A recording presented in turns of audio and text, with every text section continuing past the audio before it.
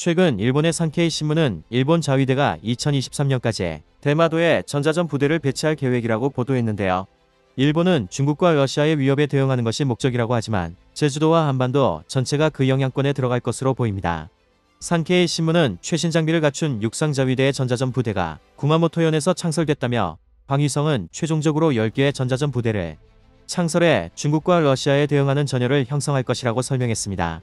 방위성은 2023년 말까지 오키나와현 요나구니 섬과 대마도에도 육상자위대 전자전 부대를 배치한다는 계획을 밝혔다고 신문은 덧붙였는데요. 전자전이란 말 그대로 전자기파를 사용하는 전투입니다. 일본 자위대는 단파 UF와 초단파 VHF, 극초단파 오픈뿐만 아니라 적외선 영역까지 포함하는 광범위한 파장의 전파를 활용하는 것을 목표로 삼았는데요. 이를 통해 적의 모든 통신 신호 수집과 교란, 적 레이더 교란, 적 전자전 공격 무력화를 모두 이루겠다는 계획입니다. 일본은 카드보다는 현금 사용을 애용하고 전자 결제 시스템보다는 우편과 팩스를 이용하는 아날로그 시스템을 고수해 오고 있는데 전자전도 팩스로 할 것 같습니다. 신문에 따르면 방위성은 일본 열도를 남북으로 해서 하나의 축을 규슈에서 오키나와를 잇는 축에 따라 전자전 부대를 배치할 계획이라고 하는데요. 이를 각각 열도의 호률도호와 남해매, 호남 서우라고 부릅니다. 열도의 호는 올해 안으로 완성된다고 합니다. 육상자위대는 현재 홋카이도 히가시치토세에 제1전자전 부대를 운영 중인데요. 지난 18일 구마모토현에서 창설한 부대는 80명 규모의 두 번째 전자전 부대입니다. 육상자위대는 2021년 말까지 도쿄도 아사카 기지에 80명 규모의 세 번째 전자전 부대를 창설할 예정입니다. 방위성은 이 세 개 부대로 열도의 호를 구성한다는 구상인데요. 이들은 중국 러시아 해군이 원거리 통신에 사용하는 단파 HF를 육상에서 탐지해 일본 주변에서의 활동을 상세히 파악할 예정입니다. 유사시에는 중국 러시아 해군의 통신 교란도 맡는다고 합니다. 또한 방위성은 2021년 말까지 나가사키현 아이노우라초, 가고시마현 아마미초, 오키나와 나하시에 주둔지를 조성, 새 전자전 부대를 창설할 예정입니다. 2023년 말까지는 대마도와 요니쿠니 섬에도 새 전자전 부대를 배치합니다. 이렇게 오키나와에서 가고시마현, 나가사키현을 거쳐 대마도까지 이어지는 전자전 부대가 남서의 호입니다. 동진하해로 진출하는 중국군 함정과 항공기에 대응하는 것이 남서의 호부대들이 맡은 임무라고 신문은 설명했습니다. 오키나와현 이시가키시에 속하는 센카쿠 열도 일대 또한 이들이 맡게 됩니다. 산케이 신문의 보도가 눈길을 끄는 이유는 육상자위대가 전자전을 담당해서인데요. 미국이나 러시아처럼 군의 규모와 활동 범위가 거대한 나라가 아니면 전자전은 대부분 공군이 맡고 있습니다. 적진을 공습하기 전에 먼저 레이더망을 무력화하기 위해서인데요. 일본 항공자위대도 EP-3C 전자신호 수집기 4대와 전자전기인 YS-11EB를 4대 운용 중입니다. 지난해부터는 전자전기 RC-1을 도입하고 있습니다. 이들은 육상에서 멀리 떨어진 적에 해공군 통신과 레이더를 무력화할 수 있다고 주장하고 있습니다. 그 범위에는 동해와 남해가 포함됩니다. 사실상 한국 전역도 육상자위대의 전자전 범위에 포함되는 것인데요. 따라서 대마도에 전자전 부대를 배치한다는 것은 명백한 군사적 도발이라고 할 수 있습니다. 이에 우리나라는 대마도에 전자전 부대 배치에 대해 강력하게 항의를 해야 하며 이에 불복할 NL 거제도에 천무다연장 로켓을 배치하여 대마도를 불바다로 만들어 버려야 합니다. 군사 전문가들은 미래전 FW는 첨단 전력 증강도 중요하지만 적의 작전 양상과 형태를 가름할 전자전 EW 능력에 따라 좌우된다고 강조하고 있는데요. 2014년 우크라이나 사태를 보면 러시아가 지상용 전술 전자전 장비를 동원하여 나토의 군사행동을 방해하고 이를 통해 러시아 민병대가 우크라이나 병합작전에서 주도하도록 하는 하이브리드 워페어를 구사하였습니다. 또 2019년 7월 23일 한반도 동해에서 러시아 공군의 A-50 공중조기경보기와 중국 KJ-2000 공중초계기 및 Y-9 해상초계기와 연합작전을 실시하면서 전자정보와 통신정보 코민트를 수집하기도 했는데요. 대한민국은 이 같은 주변국의 전자전 행위를 접하면서 전자전을 게임 체인저로 간주하고 대대적인 증강 조치를 취하고 있습니다. 우선 한국은 사이버전을 시행하는 최일선 부대로 국방부 직할부대인 사이버작전사령부를 창설하였는데요. 사이버작전사령부의 활동은 통합군사령관 지원이나 국가목표 지원을 위한 활동인 공세적인 사이버 공간작전 OCO, 국방정보망 방어 또는 사이버 공간의 실제 위협을 방어하기 위한 수세적인 사이버 공간작전 DDO, 그리고 국방부 사이버 공간을 보호 영상관리 운영 확대 유지 지속시켜 국방정보망의 비밀성과 유용성을 강화하고 유지시키는 국방부 정보밍작전 도딘이 세 가지의 임무 형태를 띠고 있습니다.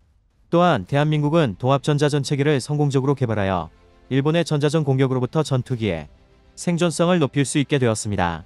공중전에서 전자전은 전투기의 생존성과 밀접한 연관을 갖는데요. 특히 전투기를 위협하는 공대공 및 지대공 미사일이 나날이 발전함에 따라 공중에서 전투기가 이를 탐지해 교란하거나 기만하는 전자전 장비의 중요성이 날로 커지고 있는 것입니다. 전투기에 장착되는 전자전 장비는 나라마다 차이는 있지만 해외에서도 얼마든지 구매가 가능한데요.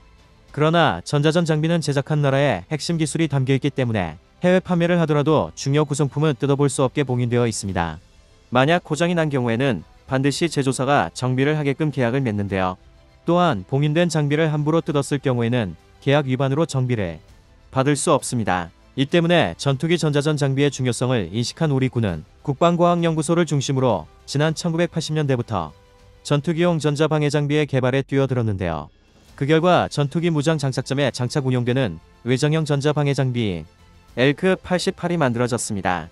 엘크-88은 공군의 F-4E 팬텀 전투기에서 주로 사용되고 있습니다. 엘크-88은 적 요격기, 적의 대공포, 적의 레이더, 적의 대공미사일의 추적을 따돌리기 위하여 제밍 전자파를 발산하여 위험 요소로부터 기체를 방어하여 생존성을 높여주는 전자전 장비입니다. 동시적으로 다중의 위협에 대처할 수 있으며 제밍 프로그램이 재수정 가능한 장비인데요. 2004년에 완성된 전투기용 외장형 전자방해 장비 엘크-200은 기존의 엘크-88의 디지털 제밍 기술을 적용해 업그레이드한 장비로 현존하는 세계 수준의 장비들과 동급의 성능을 갖고 있다는 평가를 받고 있습니다. 이러한 노하우를 바탕으로 국내에서 처음 시도되는 전투기 내장형 통합전자전체계는 향후 시험평가 및 규격화 등을 거친 후 양산이 진행될 예정입니다. 통합전자전체계는 KF-21을 위협하는 레이더나 미사일 탐색기에 신호를 탐지 및 분석하고 이에 맞춰 방해 및 교란 전자파를 방사합니다. 또한 체프 및 플레어 등의 기만 장비를 이용해 적의 위협을 교란 또는 기만하여 KF-21의 생존성을 극대화시킬 수 있는데요. 특히 KF-21에는 전투기 내장 탑재형 전자전 체계로는 국내 최초로 구성 장비의 통합 운용 및 위협 신호의 탐지 및 식별을 위한 EWC-RWR 제어기가 탑재됩니다. 또 고출력의 전자방해 전파를 방사하는 RF 제머와 체프 및 플레어를 살포하는 CMDS를 연동하는 봉합 전자전 체계 기술이 적용되었습니다. 이러한 기술을 통해 전자전 효율성과 시너지를 극대화했는데요. 이 밖에 소형화 및 경량화를 통해 내장형 장비의 설계 제작에도 성공한 것으로 전해집니다. 이와 관련해 LIG 넥스원 관계자는 우리 공군을 비롯한 산학연 종사자들의 전폭적인 관심과 지원으로 새롭게 선보이는 KF-21 통합전자전 체계는 해외 선진국의 장비와 비교해도 우수한 성능의 최첨단 무기체계라며 범국가적 과제인 KF-X의 성공적 개발에 기여할 수 있도록 시험평가를 비롯한 향후 일정 관리에 최선을 다하겠다고 밝혔습니다. 전자전 능력은 폭탄 같은 무기보다 더 결정적으로 승패를 결정짓는 현대전의 핵심 전력입니다. 현대무기의 총화인 스텔스기도 첨단 전자전 능력을 갖춘 무인기로 진화하고 있습니다. 스텔스기는 은밀한 침투 능력이 있지만 각종 센서의 발달로 이것도 위험에 처해 있는데요. 그래서 스텔스기의 전자전 기능 강화와 무인기의 기능 강화가 병행되고 있습니다. 전자전기가 맡았던 역할을 현재는 스텔스기가 하지만 미래엔 무인기로 대체된다는 것입니다. 이전의 적 방공망 활동 억제 시드가 무인기를 통한 방공망 파괴되도록 전환 중입니다.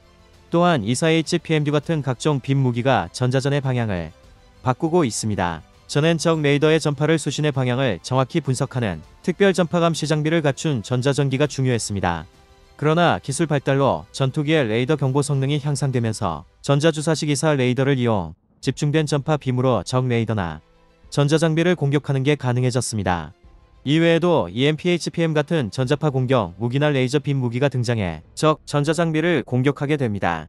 현재 한국이 맹렬히 개발하는 HPM 폭탄은 기존 폭탄보다 훨씬 넓게 적 전자장비를 공격할 수 있습니다. 일본이 대마도에 전자전 부대를 배치하여 군사 도발을 강행한다면 우리는 EMP탄을 발사하여 모든 전자전기를 고철로 만들어야 합니다. 다음은 관객들의 댓글입니다. 남들이 가지고 있는 EMP탄 말고 더욱 강력한 에너지 펄스를 넓은 영역으로 순식간에 방출할 수 있는 새로운 신개념 전자무기를 개발해야 한다. 남들과 똑같아서는 결코 적을 이길 수가 없다. 우린 15세기 유일무이 화포와 신기전으로 세계를 차지한 위대한 천조선의 후예들이다. 그 영광 다시 찾자. 전자전 장비를 조속히 개발해야 함. 전자전 장비는 각 나라가 장비를 팔지 않기 때문에 우리 스스로 개발할 수밖에 없다. 또한 울나라도 전자전 장비 개발에 들어간 것으로 알고 있는데 고난이 기술이라 본다. 한국도 대응할 수 있는 시스템 구축해야 함. 사이버 부대 규모가 너무 작다. 한국도 부산과 울릉도에 전자전 장비 배치하자. 대마도를 되찾아야 한다. 전쟁주에 불사해서 다시 한국영으로 해야 하다. 미사일 맞고 싶은가 보네.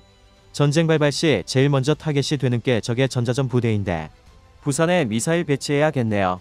키읔. 중국과 러시아의 대응이라고 이야기를 하는데 쿠릴열도 쪽이 아니라 대마도. 크크. 러시아가 홋카이도도 먹어버려라. 잘됐네. 어차피 또 한일전 해야겠군. 쓴맛을 보여주세요. 국방연구소 여러분, 애국의 힘 보여주세요. 20일의 공격, 전자전 공격용 무인기를 한 팀으로 작전과 미사일 지향성 방어 장비 꼭 장착하게. 경제와 군사력도 꼭 최강국 반열에 올려야 합니다. 우린 통일 이후에 진짜 주적들을 양옆에 끼고 있는 상황이 될 겁니다. 그때는 강력한 힘과 군의 능력, 강한 훈련으로 실전 준비가 어설프다면 그때 진짜 위험한 시기가 될 겁다.